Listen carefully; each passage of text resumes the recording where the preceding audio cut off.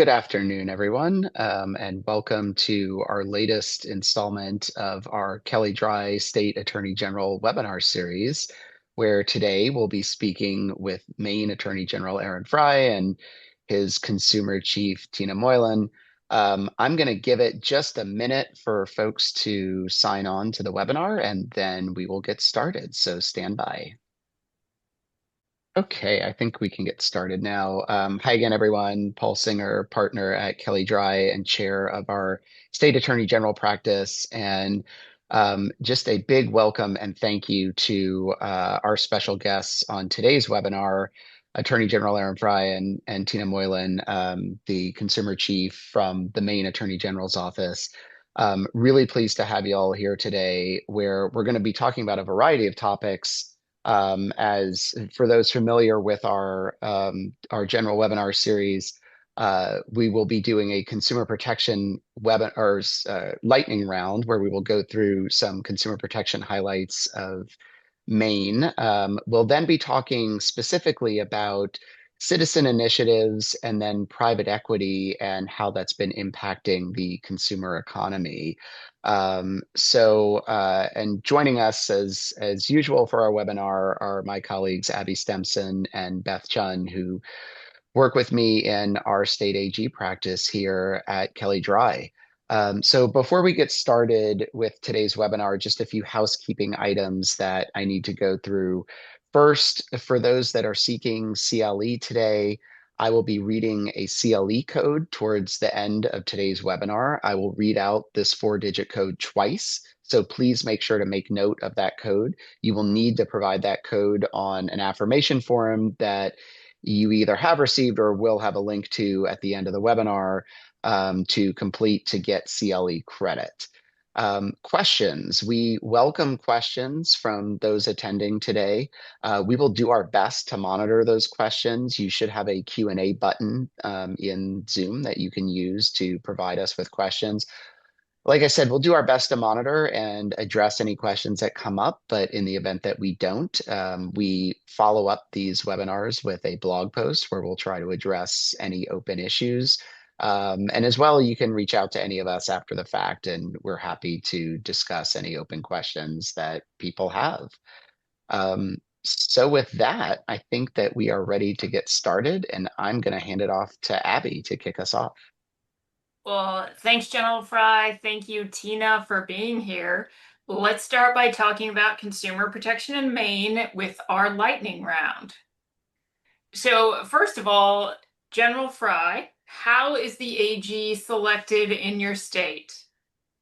Well, first, Paul, Abby, Beth, Drye, I appreciate this opportunity to be joining with you today and talking a little bit about some of the work that we do here in Maine. And I hope that folks walk away with some gold nuggets, not only about how the AG operates in Maine when it comes to consumer protection, but also thinking about how we have these ripple effects across our nation in terms of how we all work together. In Maine, it is unique how the Attorney General is elected. I am elected by the legislature. There are some states that elect other constitutional offices by the legislature, but Maine is the only state where the Attorney General is elected by the legislatures. That happens every 2 years. And there are term limits. So just like the legislature here in Maine has a term limit of 4 consecutive terms, Maine's Attorney General also has a limit of 4 consecutive terms that she or he can serve. And General, remind me, are you on your second term? No, I'm on my 4th. I am on my 4th. So I am bumping right up against the question of what's next, which I do not have an answer for. So don't ask that question.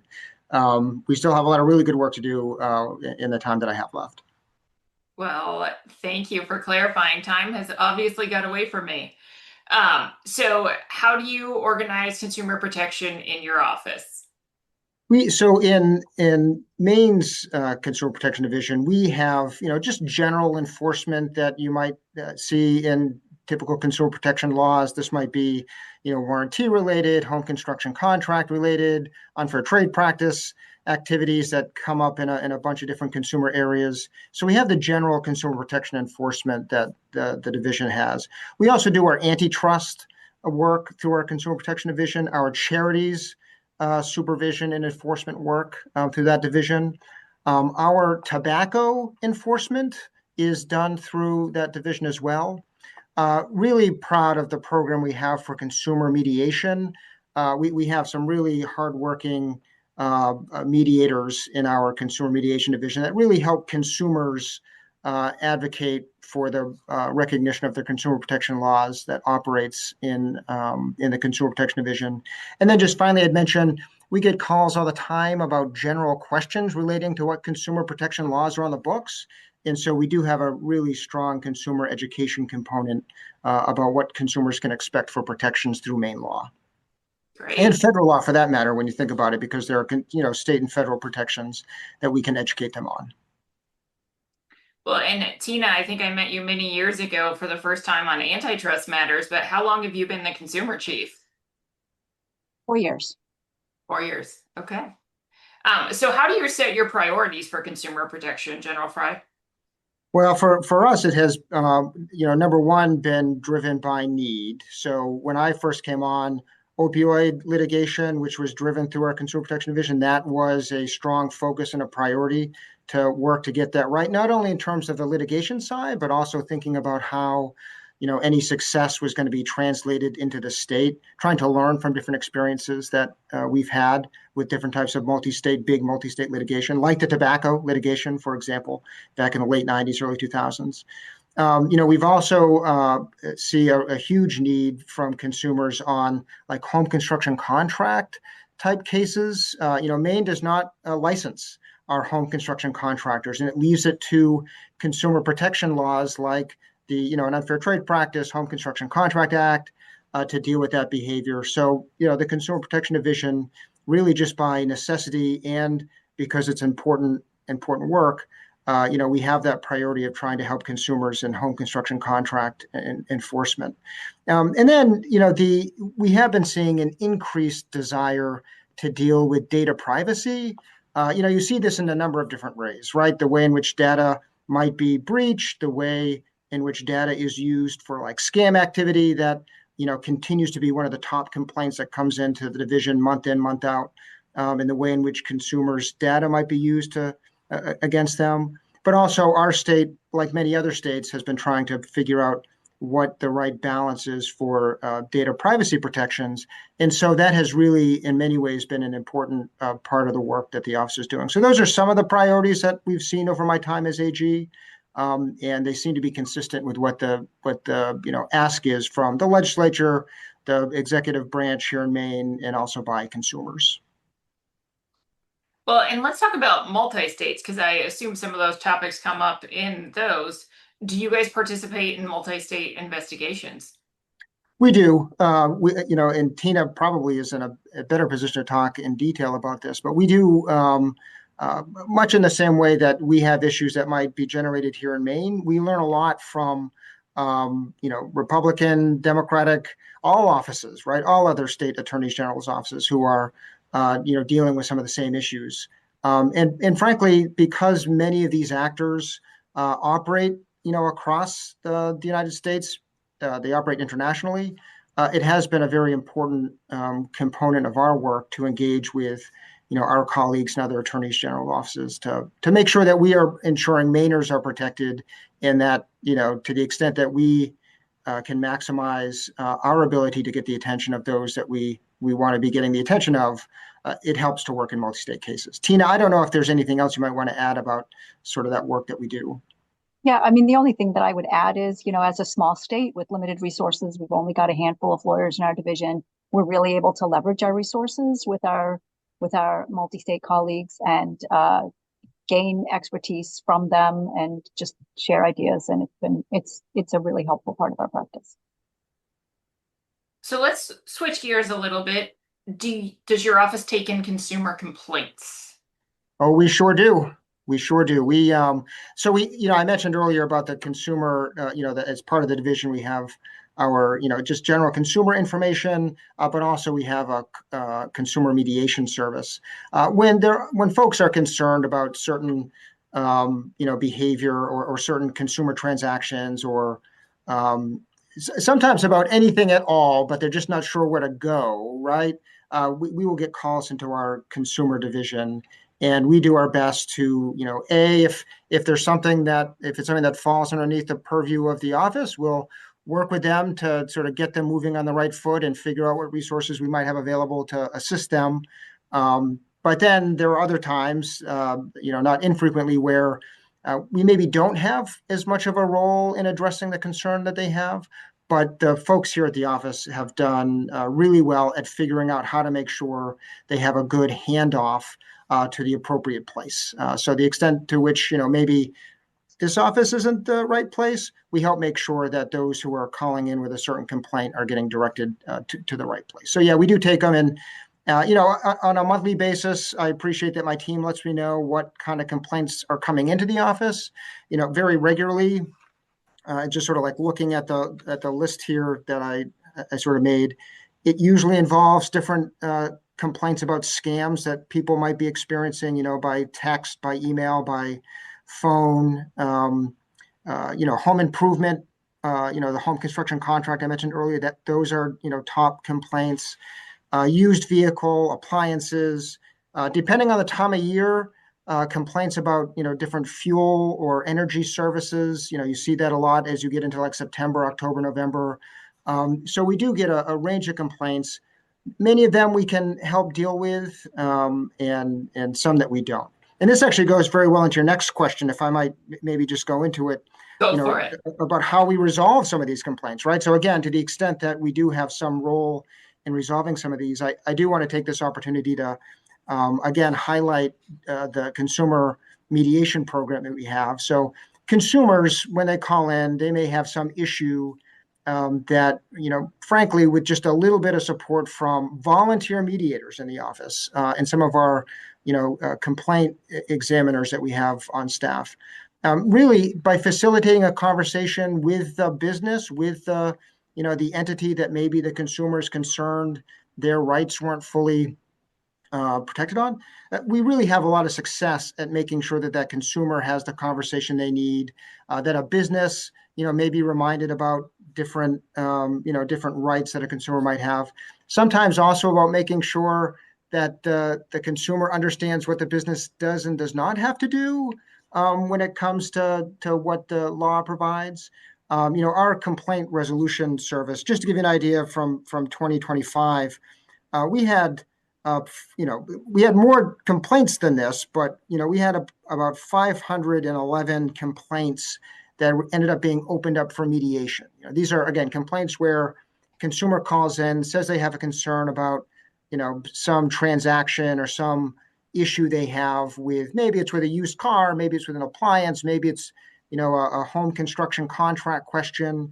Our mediators take that, reach out to the other side of that transaction, right? Reach out to the contractor, reach out to the business, reach out to the store. And so we open those up. Out of those 511, we had 406 that were closed. 185 were closed as unresolved. Sometimes the consumer decides they don't want to continue. Sometimes, this is not a mandatory service, right? So folks don't have to be bound by, sort of where the mediation ends up taking the parties. So 185 were closed as unresolved, but 221 were resolved. And that led to about $500,000 in relief to consumers. And by the way, that's a monetary number, but sometimes it really has just been about facilitating a conversation between consumers and businesses that really benefit both sides of that, right? And so when you look at what we add up to be about a 54% resolution rate, that just, I think, demonstrates the hard work that these folks are doing, really to make sure that consumers are getting the full benefit of their consumer protection rights and benefits, but also that businesses are benefited because there's a conversation that's facilitated that helps the consumer and the business, really resolve an issue that we can help resolve.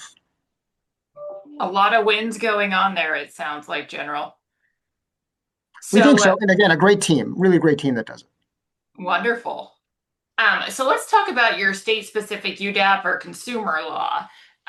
And Tina, this might be turning to you now. What's your primary consumer protection statute?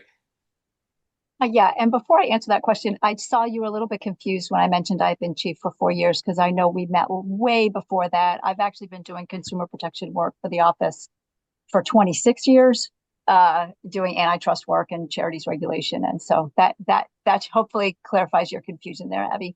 Only been chief We've for been four. around the block a little, Tina, at Yeah, this yeah.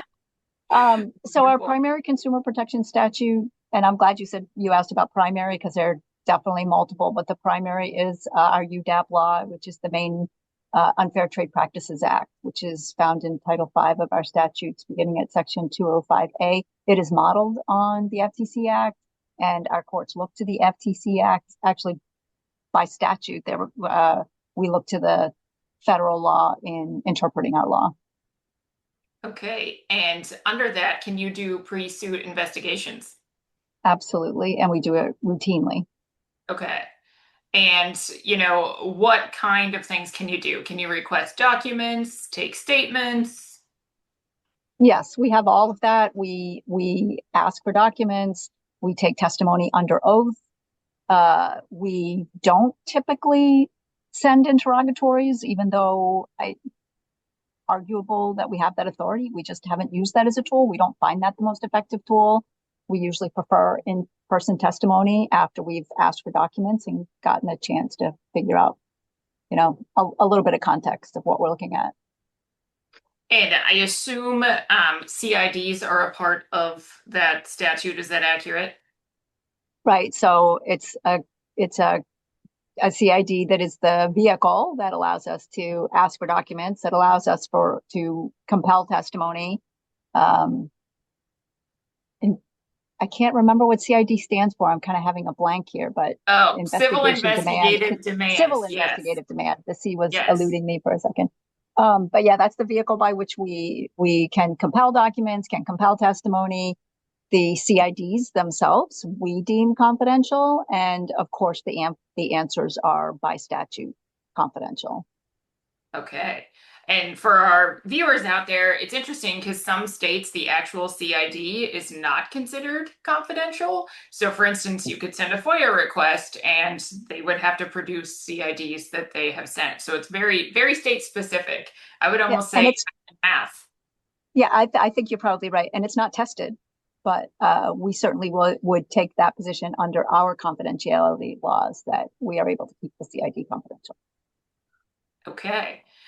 So does your law allow a party to object or set aside the CID? And if so, is there a time frame?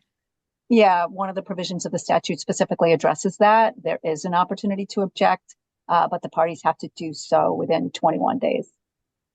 Okay. And it sounds like a really short time, but frankly, most of the states have a really short time frame like that. A lot of states have approximately 20 days to do so, if it even says anything. So how can you enforce compliance with the CID? Yeah, there's a provision in the Unfair Trade Practices Act that gives us the tool to go to Superior Court to enforce compliance with our CID. In recent years, we have made it a priority to actually do that when we have been getting no cooperation. So we have been actually taking advantage of that tool with relative success. So it is something that we take advantage of. All right. And do you have a statute of limitations? We do not have a statute of limitations. We're quick to tell people regularly. Mostly that comes up in our multi-state investigations. And that's based on the nullum tempus doctrine that I'm sure most people are familiar with, that time does not run against the king, time does not run against the sovereign. We've got good case law establishing that. That was going to be my next question. Was that established by case law, or has the legislature actually put it in statute by this point? No, it's case law. It's not statutory. Okay. Do you have to provide pre-suit notice? Yes. Again, another specific term within the UTPA is that we are required to provide a 10-day notice of intent to sue with an opportunity to confer. Thank you. And again, for our viewers, I would say, I'm just going to guess, Paul, Beth, tell me if I'm wrong, but maybe a third of the states require that. There's quite a few that do not require the pre-suit notice. Yeah, I think that's right. And I mean I would just add it's even more nuanced than that, right? Because there are states like Texas where it's not even notice before suit, it's notice of the alleged unlawful conduct that you have to give at some point before you would bring an action, which doesn't necessarily mean you're giving notice of an intent to sue. You're just giving them notice of the conduct. And there can be exceptions to that for certain Exactly. emergency circumstances. Yeah. So very nuanced. It sounds like yours is pretty straightforward though, Tina. Yeah. Okay. So what types of settlements can you enter into? Well, of course, if we filed suit, we can opt to settle via a consent judgment, as you can in any civil litigation. We also have a specific provision within our UTPA that authorizes settlement via an assurance of discontinuance, which I know in some states is called an ABC, assurance of voluntary compliance. In Maine, it's called an assurance of discontinuance. And we can always settle cases prior to litigation via a settlement agreement. It's not our preferred route. We don't do it that often. We prefer to have kind of a formalized resolution. And can you get, oh, sorry, civil penalty authority. What is your authority?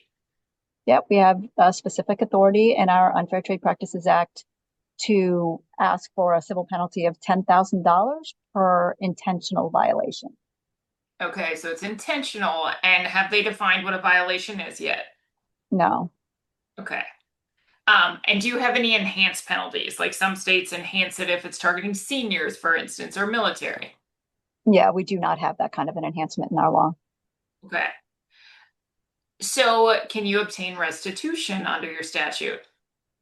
Yes, we can obtain both restitution and disgorgement under our statute. It's pretty clear. All right.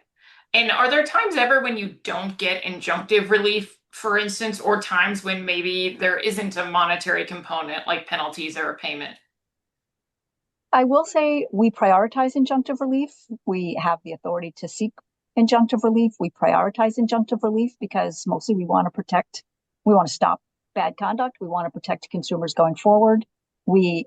If there is a basis to seek restitution or some kind of financial relief, we always request that too at the outset when we're pleading. And we almost always ask for civil penalties as well. We have all of those tools in our toolbox, so we usually include them. And I think that just helps us negotiate a better outcome if we are on a settlement, kind of a negotiation track. Okay, so let's talk about sunsets, which is kind of a hot topic now. There's a lot about the FTC and whether they should sunset settlements sooner. Do you include sunsets in your settlements? That really varies. I'm not sure there's a whole lot we can say about that because it really does vary. And I think typically we have not. We prefer not, but it's very, very fact dependent. Okay. How do you enforce your IR terms? Yeah, again, that's going to be case by case. We have not encountered a lot of times when we've had to enforce. I mean, we've had the good fortune mostly of having our agreements adhered to. We do have some, even just lately, we've had some consumer cases where we've gotten an injunctive term that prohibits a contractor from continuing to work, for example, and we have gone back to enforce the terms in a judgment that we've gotten with them. With an ABC, we do have the ability to go back for an AOD, you say in Maine, the assurance of discontinuance. In my tenure, I don't recall us actually having to do that for an assurance as we have for a consent judgment. Again, rare. It's rare that we have to go back. So let's talk about, you mentioned the prime one. This is your prime law. What other side laws, for lack of a better way of saying it, do you have? Do you have price gouging statutes, auto renewals, privacy law? Yeah, so we do have a specific price gouging law. It's not called a price gouging law, and I think it may be framed a little differently than price gouging is in some other states. It's actually in Title 10 where our antitrust laws are, and it's called profiteering in necessities. It requires the governor to declare a state of emergency based on a national disaster, or I don't remember what the other reasons are. And it does prohibit prices in excess of whatever the increased costs are, whatever the base price was before, when the declaration of emergency, when the emergency was declared, plus whatever the costs are that the retailer, that the vendor can demonstrate were caused by their extra costs as a result of the emergency. In excess of that, that would be considered price gouging. And it's for most, let's see, I actually took some notes on this, but I can't find them. It is for most consumer goods and fuel, and it covers most items that consumers care about in the state of emergency. But again, that's the key. It has to be a state of emergency, and it has to be declared by the governor. Okay. I'm sorry, Abby. No, you go ahead. Yeah. So another thing that I know you've got queued up here is auto renewals. We do have an auto renewal law that requires that cancellation must be as simple as subscribing. And just in the last session, the legislature recently amended the law to add gym memberships to that. We do not have comprehensive privacy. We look at privacy through the lens of unfair and deceptive, the unfair and deceptive standards of our Unfair Trade Practices Act. That is something, as General Frey mentioned, that is something that we have been working on and prioritizing in recent years. We haven't quite gotten comprehensive privacy over the finish line. We do have a data breach notification statute that requires holders of data which has been breached to send certain information to our office or to an agency that regulates them. I will say that we have what I think is the first, maybe, I don't know if it's the only, but several years ago we set up, must have been more than that because it was before I was chief, we set up a online portal for people to report data breaches, which is publicly available, and it's automatically generated. We don't do anything. People just, the people who are providing notice to us just automatically fill out this information, generates a spreadsheet. People can search for data breaches in that realm, and we get calls from the press and other, national data breaches that come to the attention of the press via our data breach spreadsheet that we have, database that we have, which is really interesting because we ask sometimes, why are you contacting us about this data breach? And we're told, well, we see it on your website. It's the only place where we can find contemporaneous information about data breaches. So that's just an interesting plug for what we do in terms of a consumer service and consumer education. That is interesting. I did not know about that. We are going to talk about citizens initiative stuff in just a bit, but any other new noteworthy consumer laws that have been recently introduced or passed?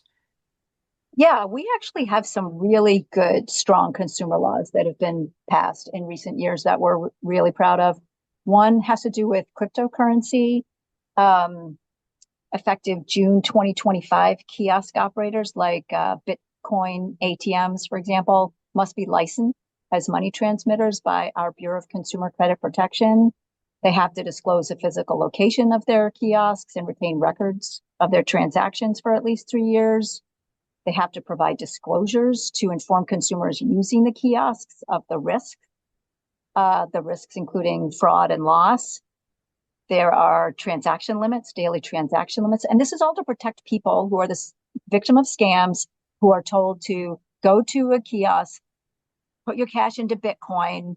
So that's really what this is designed to prevent. So there's the transaction limit. Receipts have to be provided so that consumers who realize later that they are the victims of a scam, you have more tools to be able to report. And the kiosk operators are strictly liable if it's determined that the transaction was product of fraud. So again, this was to combat scams. I don't know if there are other laws like this, but it's something that is really valuable, I think, for consumers who are victims of this kind of scam. Another valuable law that was effective September last year is designed to prevent financial exploitation of vulnerable adults.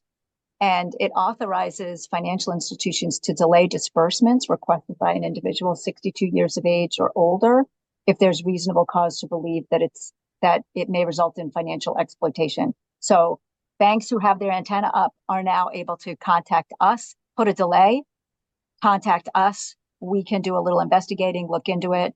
They can hold the transaction for 15 days, which can be extended by court order. We've actually, I think, since this law has been in effect, we've had probably a half dozen notifications from banks saying, hey, this is a really squirrely transaction that's happening here. We're not sure that this is on the up and up. We're worried about it, giving us a chance to work with the consumer, work with the family of the consumer.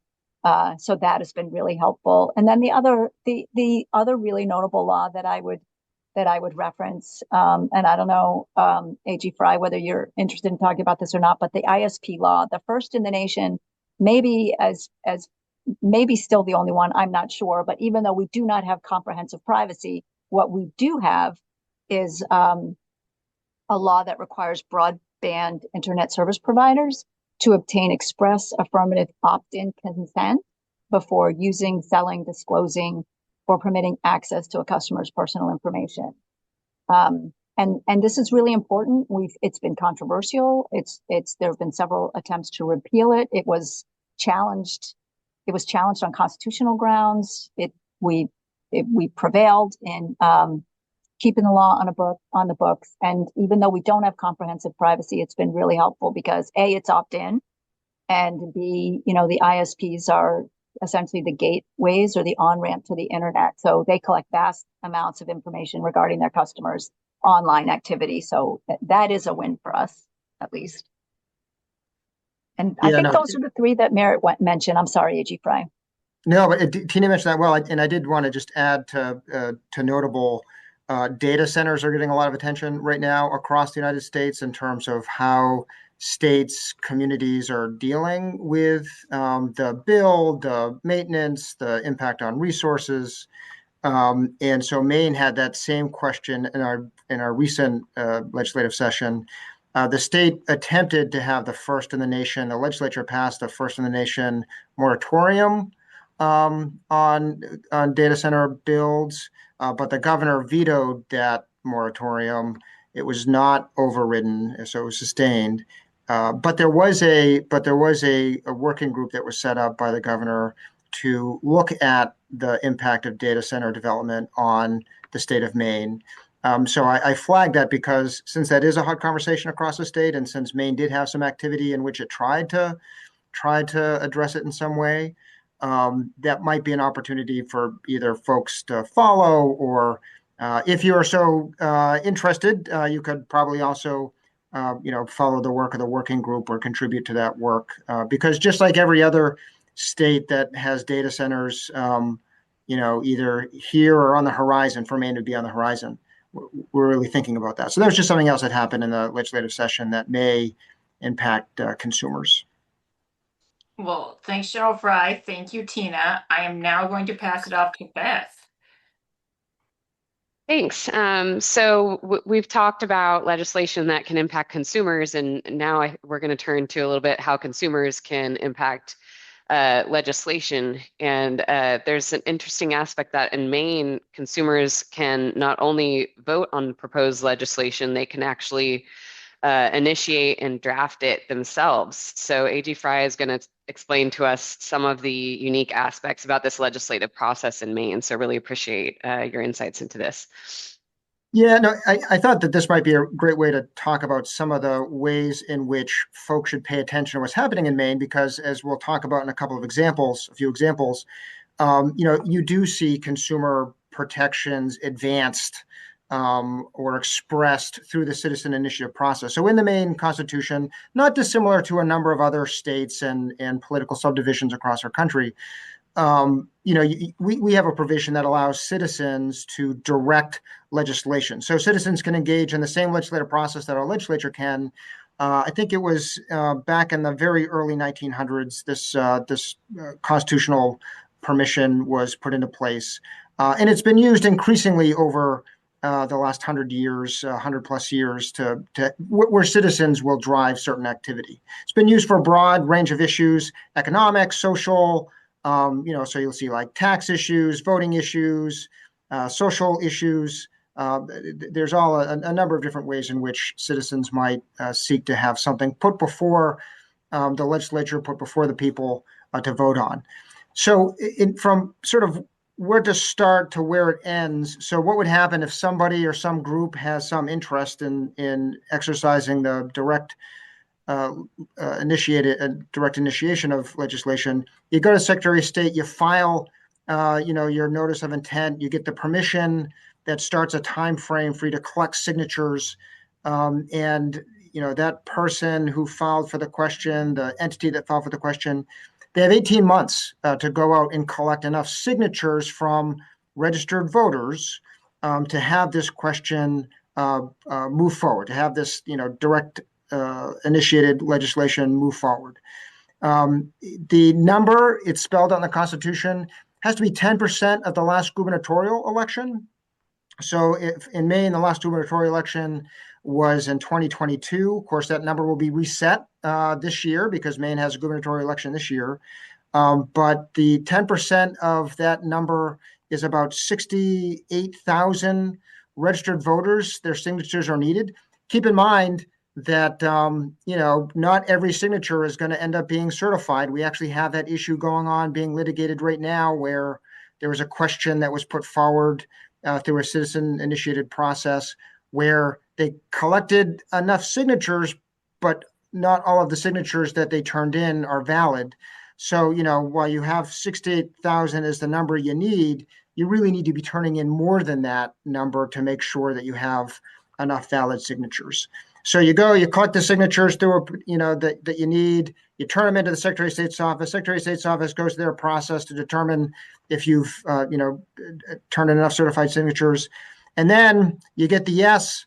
The question goes to the legislature. The legislature has an opportunity to pass it outright, in which case nothing needs to happen any further because it's just now statute. The legislature can say, well, we're not going to do anything with this, in which case it then has to, by Constitution, go out to the voters to vote on whether or not this citizen-initiated piece of legislation is going to move forward. Or the legislature could try to provide an amendment, create what's called a competing measure. So if the citizen-initiated legislation says we're going to do A, but the legislature wants to do B, then what happens is both A and B, or nothing at all, goes out to the voters to check a box as to whether or not they want A, they want B, or they want neither. And so the point of that is that no matter what, the people who sought to initiate this legislation are going to have the opportunity to have either the legislature pass it outright or have the citizens vote on whether or not their citizen-initiated piece of legislation should move forward. If an initiative is successful, so if the legislature passes it outright, or if it goes to the voters and voters voted in, what we've typically seen is that there needs to be a number of legislative fixes, because as you can probably guess, if this is a yes or no question that's going out to voters, the act of legislating is a little bit more complicated than just a yes or no question, right? So, frequently what has happened is you have a complex piece of legislation that's put forward for the yes or no. When it passes, it does take some amending after the fact, which can happen. It also involves litigation, which, if something passes and somebody's not happy with it passing, then there's litigation from there, which really goes very well into the examples that we have teed up, because automotive right to repair, which Tina's going to talk a little bit about here in just a second, it really has all of these different things, right? It ended up going out to the voters. They passed it. High percentage of the voters wanted this automotive right to repair, but there were some challenges in how it was not written necessarily with the practical application in mind, and so it took a fair amount of legislating. And are we being sued yet, Tina, on right to repair as well, or we may be soon. So it's just, it sort of involves all of that. And I'll turn it over to the team to talk about it. Yeah, so as AG Frey noted, this our automotive right to repair experience is a good example of the citizen initiative process. In 2023, Maine voters overwhelmingly approved a citizens initiative to enact an automotive right to repair law. Overwhelmingly, I think the percentage was 84% of the voters were in favor of this. The gist of the new law is to ensure equal access for both owners of vehicles and their chosen independent repair facilities to electronic vehicle data in order to enable necessary diagnostics and repairs someplace other than the dealers, the manufacturer's dealers. The law required access not only to the physical portal that has been in place for a long time, the OBD port that probably a lot of people have heard of, where you actually plug into this port in the car, but also to wireless telematics, which turned out to be really the flashpoint of subsequent efforts and I think the litigation. Notably, the law called for the Attorney General to create an independent entity to oversee compliance, kind of to develop some standards for compliance and to oversee compliance with the new law. The effective date of the law was January 5th, 2024. However, the telematics section, the piece that would take some work, arguably, to comply with, manufacturers were given a year, so not until January 2025 did the compliance, did the provision relative to telematics go into effect. Again, as AG Frey also mentioned, the citizen initiative legislation is not always pretty, needs some tweaking. There were definitely some implementation challenges associated with ambiguous language. Things like who creates this so-called standardized access platform that is to enable consumers and their independent repair facilities to get to the data. The AG's enforcement wasn't clear. Decision-making process for the entity itself wasn't really very clear. So there were some efforts when the legislature reconvened to try to clean up the law, or frankly, there were some substantive changes that were also being proposed. So there were a few competing measures when the legislature reconvened. One of them was to make changes to the telematics requirement, delay or eliminate the independent entity entirely. And another measure required the Attorney General to create a study group to work out some of the details of what the independent entity should look like and what's the scope of its authority and how does it come up with these standards. And interestingly, the substantive changes, the amendments that would have made substantive changes to the law failed, but the working group was created. So what that left us with was we had a recent law that said you have to set up a working group to figure out how to set up this independent entity to implement this citizens initiative, which itself required the Attorney General to set up an independent entity. So what comes first? And Attorney General Frey, in order to harmonize those things, notified the legislature that the Attorney General would first be setting up this working group to try to figure out what the independent entity should look like. And so that's what we did first. We had this Attorney General Drye convened a working group of stakeholders that met in 2024 and 2025. Stakeholders included manufacturer representatives, right to repair advocates, consumer and privacy advocates, independent repair facilities, new vehicle dealers. We met a bunch of times. It culminated in a report in February 2025, an interesting date because it was the month after the telematics section actually became effective. The report was a unanimous report with unanimous recommendations for amendments to the citizen-initiated law, which those amendments were intended only to clarify, but to be true to the substantive terms, because after all, this was legislation that was approved overwhelmingly by the voters of the state of Maine. So there was an effort to just make process and clarifying revisions. And if anybody is interested in seeing more information about this working group, we have a page on our website under special projects that had some more information about the working group. So there was this recommendation for legislation, but in the meantime, there was a lawsuit that was filed to block implementation of the law, which went into effect January, the month before our report went out. The claim, kind of understandable. The claim was without the existence of the independent entity to administer guidelines. I mean, understandable that they would want it, that they're making this argument that, how are we going to be able to comply with these telematics provisions when there's no independent entity yet to guide us on how we're supposed to do that. I think there were some counter arguments to that, self-executing law, et cetera. But they asked the court to declare the law unenforceable until an independent entity was set up. The court stayed the litigation because it was aware that this working group was doing this work that was required to recommend legislation to the legislature to fix some of the problems. And that is still stayed. That lawsuit is still stayed at this point. In the meantime, the working group recommendations worked its way through the legislature, but there were some amendments made at the last minute that deviated from the unanimous working group proposal. Those changes altered substantively the access to telematics requirements. It passed both chambers as amended, but the governor vetoed. And in her comments, she noted that the changes from the working group version, which were added at the urging of manufacturers, would allow the auto manufacturers to determine how the data would be made accessible to owners, putting the thumb on the scale. And as a result, she vetoed those changes and encouraged the passage of the working group recommendations.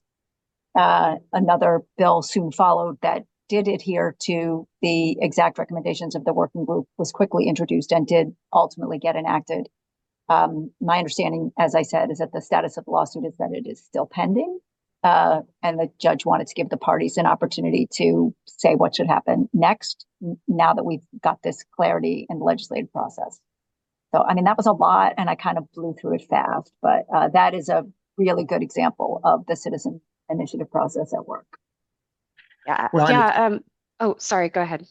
Well, I was going to say, and I think the highlight from that for those paying attention is that through the citizen initiative process, there are a few things that came from this, right? One, you had high citizen engagement, and so that was going to impact policymakers in terms of how they dealt with the issue, right? So I had manufacturers coming to me asking for me to do something that was inconsistent with the 84% of Maine's electorate that wanted, this right to repair program. So folks, look at the numbers, keep that in mind, because it might go to support a program. It might also explain why a program can't come online if voters overwhelmingly reject it.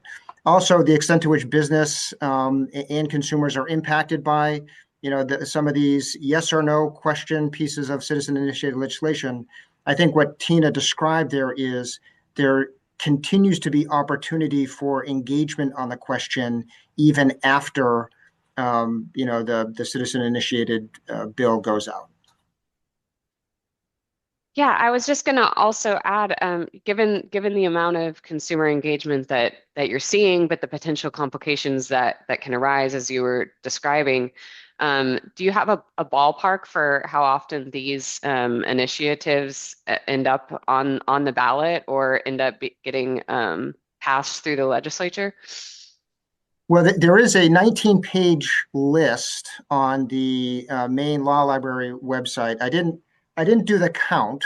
Sure, no, I'm not going to hold you to it. No. It does appear, though, that it really picked up in the 80s and has been sort of like full tilt since. I don't have a good sense as to, how many pass, how many don't. But I can say from more recent experience, for those that do pass, we do see not only legislative, but also litigation that ends up being involved. And in fact, very quickly touching on confronting the extension of electric transmission corridor, because I do want to get to another topic that we have teed up. I would just highlight that that's an example of where you had citizens who were very frustrated with this process that was leading to the proposal to build a power corridor that would pull hydropower from Quebec down into the Northeast grid. when citizens didn't feel like the legislature was responding to their concern, you had not one, not two, not three, but there ended up being 4 different citizen initiatives, one in 2021, and then, 3 in 2023, 3 from one side, one from another, in which it really was an attempt to try to citizen initiate legislation that would do what was not being done by the legislature, either because politically it couldn't get over the finish line, or because the legislature was not doing what some citizen groups wanted it to do. So I say that because that was a situation where we had out of these 4, we had 3 that passed successfully. One of which that would have prevented the corridor from continuing, except through litigation that ended up being struck down, right? And so then the only one, the one that failed was to create a new citizen-owned power company. And so really out of all of this process, we did have, we saw like a number of successful efforts that through litigation ended up not being able to move forward. Other successes that we had, recreational marijuana was passed at the ballot box here in the state of Maine. It wasn't passed in the legislature, so it passed that way. Same-sex marriage was passed. That right was passed at the ballot box through the citizen-initiated process. Also, ranked choice voting, which we just experienced. Which, if anybody wants to see ranked choice voting in effect, just look at the elections that just occurred yesterday. Not to timestamp this, but yesterday in Maine, where ranked choice voting is going to play an important role in determining who the next the folks moving forward to the general election are. Also, our red flag law. That is a law that allows family members to go to court to get a firearms restriction on a family member if they're concerned about the family member's well-being. That was also passed at the ballot box. So, Beth, that kind of answers your question about how often these are successful. But let me also stress that there is legislating and litigating that occurs after these efforts that then change sort of what might happen. Yeah, thanks. I really appreciate that. And I know you're wanting to move on to the next topic, so I'll turn it to Paul to introduce the private equity and the consumer economy topic. Thanks, Beth. With that, let's turn to our final topic of the day, which is private equity and the consumer economy. I think it's fair to say that private equity is playing an increased role in a lot of the day-to-day goods and services that consumers are generally frequenting. And many times it may be, with or without the consumer's knowledge of ultimately what role private equity has in ownership of sectors like healthcare and housing. So General Frey, I know this has been an area that you and other AGs have started to really focus in on and pay attention to. So I will turn it over to you to just sort of raise what kind of issues y'all are seeing in terms of impact that private equity is having in consumer protection space, and sort of where you all see that headed. Yeah, the way that we see this, at least here in the office, as it's come in, it really is, there's this tension between, what is the private equity activity, right? The motivation to make, a certain amount of profit off of their investment versus, what the consumer interest is in accessing a service or program that may be, impacted by the decisions of the private equity, either because private equity is buying out that service, or they're buying out the program, or buying the what it is that the consumer is benefiting from. So there's this tension that we've seen reported in. I think folks on this webinar or in this program, you've probably seen the federal government get a little bit involved, the FTC from an antitrust perspective, the Consumer Financial Protection Bureau. Sort of watching different activities by private equity because of concern about how that's going to drive, certain impacts on the consumer market.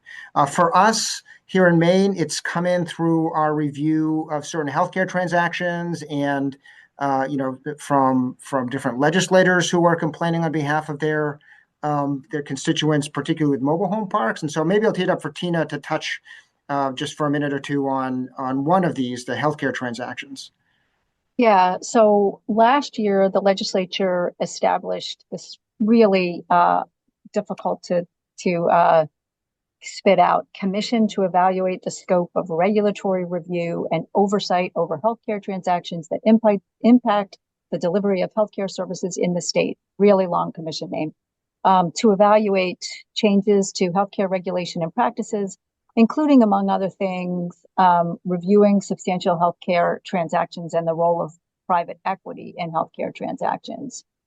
It was established because there were multiple competing measures in that legislature designed to strengthen oversight of healthcare transactions, including one of the bills would have imposed a moratorium on ownership or operation of hospitals in the state by private equity companies.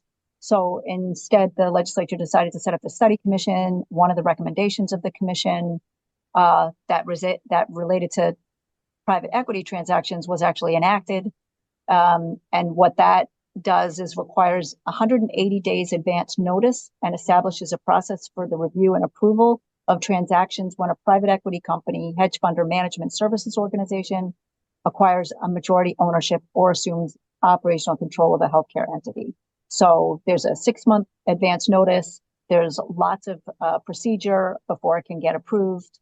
And it applies to hospitals. It applies to lots of other healthcare entities, including ambulatory surgical centers, diagnostic and laboratory and imaging centers, all sorts of things. So that was just enacted in the spring. It's not effective yet. It'll be interesting to see how that all plays out. I will note that Maine has, at least in the hospital realm, is the only hospitals in the state are nonprofit hospitals. We do not have any for-profit hospitals in the state or hospitals owned by private equity. So I don't know how long we're going to be able to stave that off, but this is an effort by the legislature to try to do what we can in a space where, as Attorney General Frey noted, the interests of the owner, the private equity owner, may be somewhat at odds with the consumer interests of really maintaining access, high quality services, et cetera. So that's the healthcare transaction space. General Frey, I'll let you move on to the next. Yeah, and then just briefly on, we've seen private equity in Maine really very recently focused in on purchasing mobile home parks.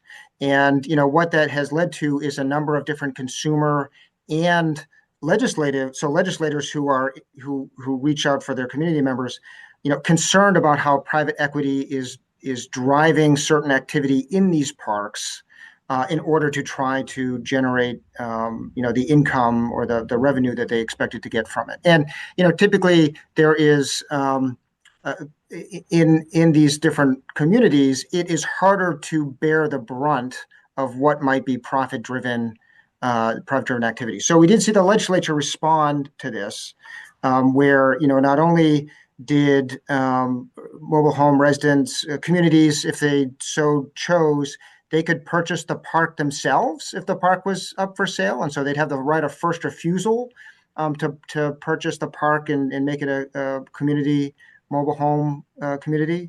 We also had, when certain rates and fees and lot rents were going to be raised, there had to be a certain notice that was provided. And depending on how significant the fee increase or the lot rent increase was going to be, there was a right of mediation that had to be paid for by the park owner to sort of work out whether or not that increase was appropriate.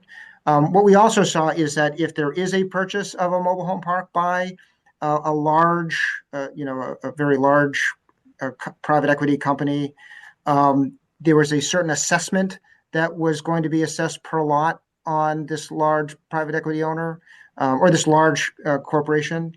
And the money from that assessment would be put into a fund that would then support mobile home communities, to buy their own park. So that was the response that we saw in the legislature to this activity going on. And I thought, again, it might be of some value because I don't want to be here and just full on criticize the activity of private equity. I do want to point out, though, that this is the response that our office has seen happen and has had to deal with as a result of how private equity and consumers have ended up experiencing the tension here in Maine.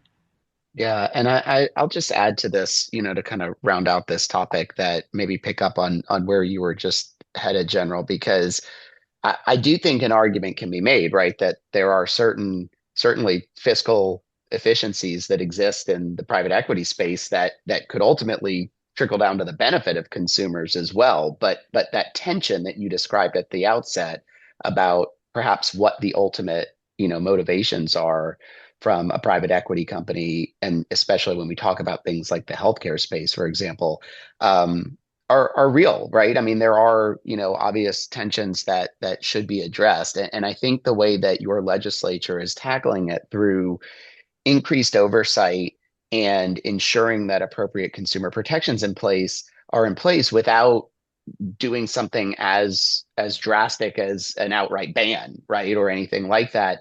It might strike the right balance, right, to help make those interests align and ensure that appropriate consumer protections are there, and consumers are getting what they expect and deserve, while at the same time allowing for, some of the benefits that can come from private equity ownership and involvement.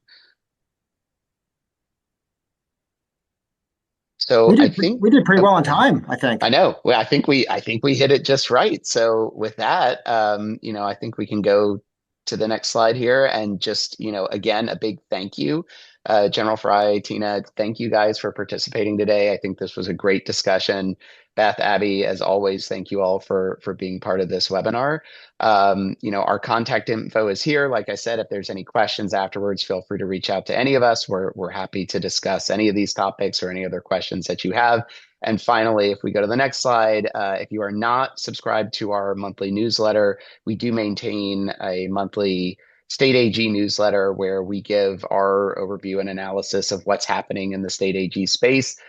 We will undoubtedly talk about this particular webinar and some of our discussion points today in an upcoming edition. So if you haven't subscribed, the link is right there to subscribe. So with that, I will just give one more thank you, and we can close us out. Thank you all. Thank you. Thank you. Thank you.